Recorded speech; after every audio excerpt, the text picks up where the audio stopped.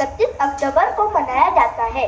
इस दिन को मनाने की उद्देश्य देश की एकता और अखंडता बनाए रखना है। भारत एक बड़ा देश है और यहाँ अनेक जातियां, धर्म, भाषाएं और संस्कृतियां हैं। ये दिवस हमें याद दिलाता है कि हम सब एक हैं और हमें मिलकर अपने देश की विकास में योगदान करना है। धन्यवाद।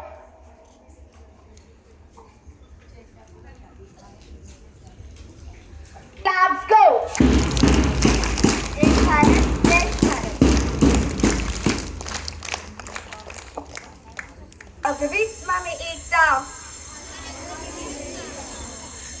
विविधता में एकता, विविधता में एकता, विविधता में एकता।